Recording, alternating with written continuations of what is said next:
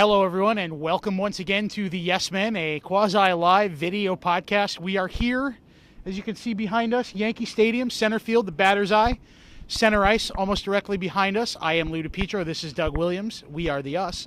And it's the second game of the Stadium Series, Doug. Rangers versus Islanders tonight. The Islanders, technically the home team there.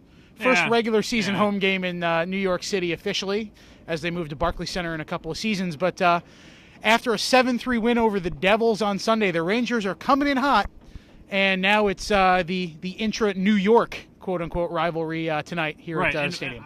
I can say confidently that everybody enjoyed that game on Sunday that was here. The fans had a great time. We had a great time covering it. It was just an all-around great event. The place looks beautiful, and again, it looks awesome today. I don't really agree with Martin Brodeur, and I don't think a lot of the players he played with agree with him that the ice was poor. I think it was really good, and that's what we heard from most players. But again, yes, the Rangers won 7-3. They have a lot of momentum. I think they would love to win here because, remember, we're inching towards the Olympics. The more momentum you can get now, the better. Yep. And let's remember, the Rangers, while they are the away team in both games, kind of feel like this is their baby, considering they're playing in both, unlike the other two teams. Right, and they are the only one of the three that currently plays in New York City, which is where we are. Bronx, Manhattan is not very far from Madison Square Garden. So we have, we kind of have a matchup now tonight. The Rangers were 0-3 against the Devils coming into Sunday's game. They had scored 5 goals in those 3 games. 7-3 was the final score.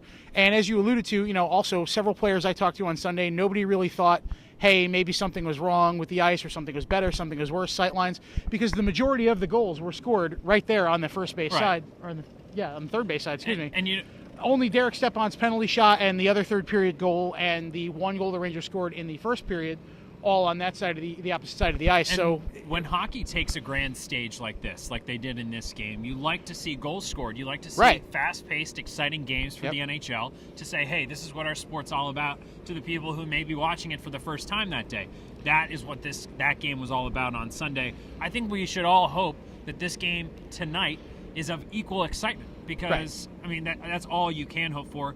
A 0-0 game is exciting to you and I, who are hockey fans ourselves, but to people who aren't, I think another 4-4, that kind of like upwards of 3 goals per team would be great. That kind of shootout is exactly what the fans are looking for. Right. And, the other thing that comes into play is the outdoor elements. It was cold on Sunday. It is really cold today and will be even colder at puck drop. As you can see, Doug and I here we're cold. Don't make no mistake about it. I'm still doing mouth exercises to see if my mouth works. I feel like everything I'm trying to say is just coming out a little slower. Just a little slower. I'm just like, come on, little brain freeze going on in my train of thought. But to that point is that the Rangers have played in this. They played on Sunday. It was not as cold, or I should say, it was not as cold Sunday as it will be at puck drop tonight. The Islanders had a practice out here yesterday. The Rangers and the Devils had done that on Saturday. So the Rangers have been out here a couple times now. The Islanders, that was their first crack. By the way, I don't care what the players say. That is an advantage for the Rangers because absolutely. If you play out here in a game with referees, with whistles, with music, with the national anthem, that is more experience than not doing that. With 50,000 screaming fans in the arena. The divots in the ice, the way the boards play, it's all different when you actually play a game against another NHL squad. So I know the Rangers are saying the right thing, saying that, no, I expect the Islanders to be prepared. The bottom line, though, the Rangers need to stop the Islanders' first line. So it's a hockey game. No matter where it's played, the better team will win. So we'll see who that is. We have a third member of our team here, a third yes man coming in today. Seth Rothman, one of our research team at Yes Network. Hey, there he is now. So weird. Also covers the Rangers for Inside Hockey. He was here with us on Sunday and is here again today.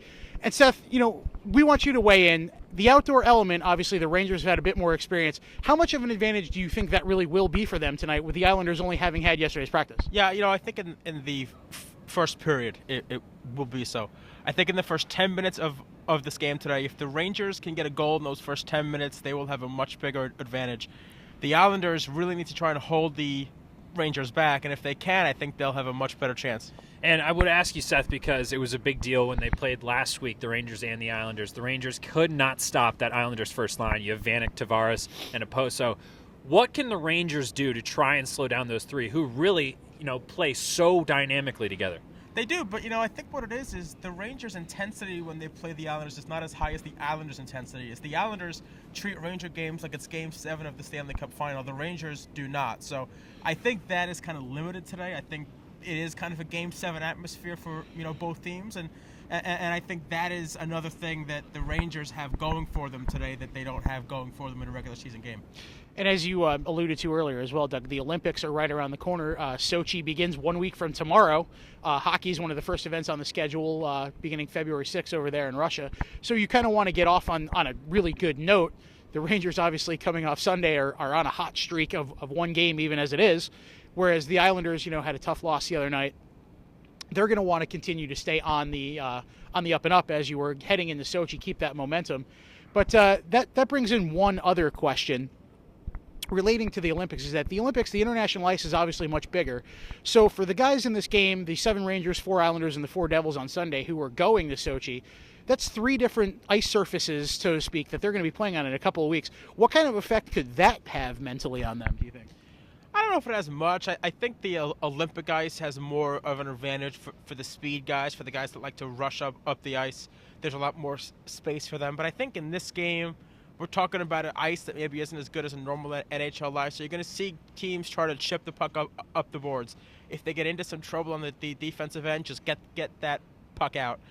I don't know that you're going to see as many skill plays in the outdoor games. And we know, generally speaking, we did not see a whole lot of them Sunday. I don't think you're going to see a lot of skill plays today. I think you're going to see a lot of chip and chase, go get it, chase it down, and try to score goals that way. One more question from me, Seth, and then we're going to ask predictions. We're all going to give our predictions here on the Yes Men. But do you think it's going to be more of a low-scoring hockey game because maybe there's not a glare for the goalies? The sun is coming off the ice, or anything like the sun, even if it's cloudy. Do you think that played a role in Henrik and Martin's struggles, and do you think it'll be easier for the goaltenders tonight? I don't think the glare played as big of a role. Lundqvist said that he was sleeping before the game, and it kind of took him a little while to kind of wake up. So I think that had more to do with it than anything else. I don't think we're going to see 10 goals today. I do think we're going to see another high-scoring game. I don't think we're going to see 10 goals combined. But I think, again, it's advantage Rangers because Lundqvist has played on this ice. He knows what it's like. He's dealt with that cold air. Evgeny Nabokov has not dealt with that cold air. So, he has not experienced that yet. And again, I think that's why the Rangers really want to get off to a fast start tonight. Well, one thing we will see is CeeLo Green will be performing during intermission and before the game. Maybe he'll be with the Muppets and Gwyneth Paltrow like he was at the Grammys a couple years ago. Probably not, but Doug's off camera for a little bit of shtick. While he's preparing, I'm going to ask you, what's your prediction for tonight's game? You were almost right on with your 5-3 Rangers the other day. It ended up being 7-3. What do you see tonight? I think it's going to be a closer game tonight than it was Sunday afternoon. I do think the Rangers come out on top. I think they're the better team. They're the team that's in a better postseason position right now. Islanders have lost 3 straight games, 3 straight against some really top teams in the NHL. But I do think that the Rangers bring that intensity they've been missing when they play the Islanders already. I think the Rangers win it. I'll go 4-2.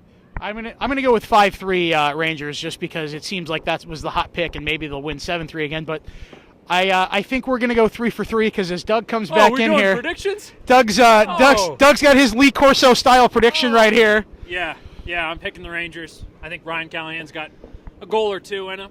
I think Henrik's gonna have a big night. I know we've talked a lot about the high scoring predictions, but I think we're looking at a 3-2 Ranger victory. Big goal by Captain Callie in the 3rd period. That's what I think is going to happen. So I think we're in agreement. We're in agreement that the blue shirts will win. It's just a matter of how high the score is. As Doug Callahan over here preps to hit center ice. Hey! I want to hear that song. By the way, that's what stinks about the fact that they're not the home team. You can't. Well, you would think that maybe they would play a little bit of both, but obviously, as we saw on Sunday, it was a Devils home game in spirit. So it'll be an Islanders home game in spirit tonight as well. No Rangers goal song, no Dancing Larry, but we'll maybe have a Rangers victory when all is said and done. They'll have the last laugh. I hope you're right. And we'll see what happens tonight, and then Doug and I will be back with another audio edition of the Yes Men later in the week to discuss the Super Bowl, which is the next big outdoor event here in New York City area this weekend. Maybe there'll be some football players here tonight. You never know. You never know what'll happen. They were at hoping maybe they get some quick frostbite in preparation for the game. That's true. Always recommended. The Yes Network cameras caught Richard Sherman at the Nets game on Monday. I'm sure there were a few last night at Knicks Celtics. You were there, so you caught up with a few of them. So we'll see who's in the house tonight. The 3 of us will be here, and we're hoping for a great game.